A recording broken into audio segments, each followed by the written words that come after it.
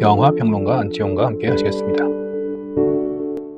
Anybody order fried sauerkraut? Cliff here helps carry the load.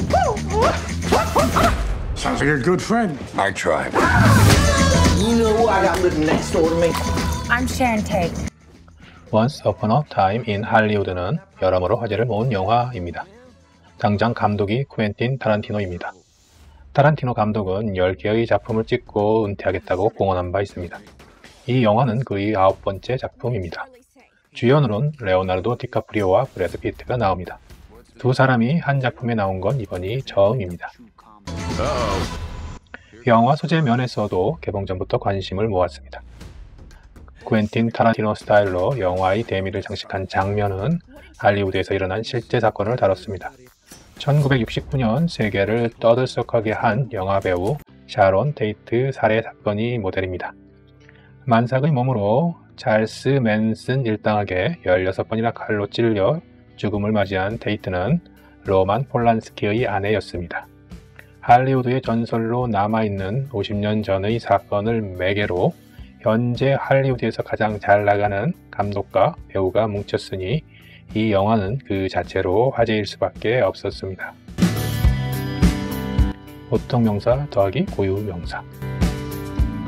배급사의 보도자료에는 1969년 세계를 떠들썩하게 했던 배우 샤론 테이트 살해 사건을 기발하게 뒤집은 타란티노 감독의 마스터피스라고 소개됩니다.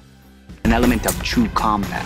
If you don't beat him, he kills you. 실제 이 사건은 전체 러닝타임 161분 중에서 13분에 불과합니다. 입을 다물 수 없는 엔딩. 과거 할리우드와 배우 샤론 테이트 살인사건을 가장 훌륭하게 재구성한 영화. 모든 장면에서 영화와 할리우드를 향한 타란티노의 열광적인 사랑이 느껴진다는 등 극찬이 쏟아졌습니다. 그러나 이러한 해외 언론의 찬양은 좀 과도하다 싶습니다. 특히 배우 샤론 테이트 살해 사건을 가장 훌륭하게 재구성한 영화라는 평가에는 갸우뚱하게 됩니다. 이 영화에는 두 개의 사건이 등장합니다. 영화 전체를 끌고 가는 큰 사건은 액션 스타와 대역 배우의 우정입니다. 그 우정을 매개로 1969년 할리우드의 풍경이 그려집니다. 한물간 액션 스타 릭 달튼, 레오나르도 디카프리오죠. 과 마찬가지로 괴물이 되어가는 그의 스턴트 배우 겸 매니저인 클리프 부스, 브래드 피트죠. 가 각자인 듯 함께하는 인생사를 어깨에 힘주지 않고 담백하게 풀어놓습니다. 타란티노는 이 사건을 염두에 두고 영화를 만들었습니다. 그는 다음과 같이 말합니다. 첫 아이디어가 떠오르는 것은 9년 전이었다. 다른 영화를 작업 중이었는데 연로한 배우가 출연하고 있었고 그에게는 아주 오랜 시간 함께 일한 액션 대역 배우가 있었다. 그때 본 두 분의 관계가 매우 흥미로웠고 내가 만일 할리우드에 대한 영화를 만든다면 이 아이디어가 흥미로운 소재가 되겠다고 생각했다. 입을 다물 수 없는 엔딩을 빼고도 영화는 완성될 수 있었을 것입니다. 그랬다면 타란티노 냄새가 나지 않는 잔잔한 영화가 되었겠지요. 한데 감독이 타란티노입니다. 그렇게 끝날 수는 없는 노릇이고 결국 전설의 사건이 강렬한 13분으로 소환됩니다. 여기서 릭 달튼과 클리프 부스가 실명이 아닌 반면 샤론 테이트는 극중 대사에서 실명으로 언급된 점을 주목해봅시다. 배우 샤론 테이트 살해 사건은 극중에서 변경됩니다. 간단하게 말해 테이트가 죽지 않고 실제 사건의 살해자들이 살해되는 것으로 그려집니다. 이러한 변경이 가장 훌륭하게 재구성한 것인지는 확실치 않습니다. 개인적으로는 동의하기 어렵습니다. 배우 샤론 테이트 살해 사건 자체의 재구성이 훌륭했는지에 대한 판단은 일단 유보해야겠습니다. 한 영화에 등장하는 두 개의 사건은 연결되어야 합니다. 잘 연결됐을 때 유기적이란 표현을 씁니다. 이 영화가 그러한지에 관한 판단에 앞서 이 영화에서 나타난 사건 성격의 역전에 대해 살펴보겠습니다.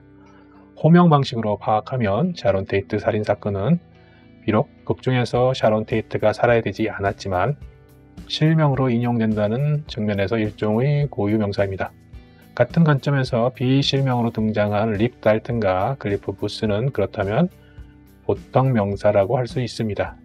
이 영화에 등장한 두 개의 사건은 보통 명사 더하기 고유 명사의 구조를 취하기에 대미의 고유 명사가 주는 강렬한 인상이 엔딩 크레딧을 보는 관객에게 각인됩니다. 그러나 이 구조는 내용상 역전됩니다. 실제 샤론 테이트 살해 사건에서 모티브를 얻었지만 극중 사건은 샤론 테이트 살해 기도자들을 살해한 사건으로 연출됩니다. 현실은 픽션이 됩니다. 즉 고유 명사는 보통 명사로 치환됩니다. 반면 릭 달튼과 클리프 부스의 우정은 타란티노가 밝혔듯 비실명의 실제 사건입니다. 보통 명사는 동시에 고유 명사인 것이지요. 영화의 사건 결합 구조를 단순화하면 보통 명사 더하기 고유 명사가 고유 명사 더하기 보통 명사로 뒤바뀝니다. 따라서 실제 사건의 후광이 사라진 13부는 타란티노류의 관객 서비스로 격화될 가능성을 내포합니다. 우정 사건은 사실 보통 명사이기도 하고 고유 명사이기도 합니다. 영화에서 그린 그러한 유형의 우정과 인생의 쇠락은 할리우드에 있었던 특정한 스토리이자 시공을 초월하여 거의 모든 인간이 목도하고 체험하는 스토리이기 때문입니다. 그러나 샤론 테이트 살해 사건은 오직 고유 명사로 존재하며 보통 명사화는 가능하지 않습니다. 이 영화에서처럼 보통 명사로 만들면 사건 명칭이 달라져야만 합니다. 요점은 이 영화가 얼핏 보통 명사 플러스 고유 명사의 구조를 취하지만 고유 명사 플러스 보통 명사일 수도 보통 명사 플러스 보통 명사일 수도 있다는 사실입니다. 해석의 자유. 타란티노 감독이 이러한 미묘한 역전을 의식하고 작품을 연출했는지 여부는 알 수 없고 작품을 발표한 이상 대답할 필요도 없습니다. 그렇지만 관객의 입장에서 고민은 남습니다. 샤론 테이트 살해 사건을 샤론 테이트 살해 기도자들을 살해한 사건으로 바꿈으로써 획득하는 의미는 무엇일까요? 테이트를 위한 영화적 해원일 확률은 매우 희박하다고 한다면 우정 사건의 불가피한 세속성과 속물성의 타란티노식의 마무리와 해악이라고 받아들이는 것도 꿈보다 해몽이 좋다는 소리를 들을지 모르겠습니다. 곡선을 충분히 깔아놓은 뒤 한꺼번에 쏟아부은 할리우드식 피날레일까요? 만일 그렇다면 13번에 하려함은 너무 소박해지고 맙니다.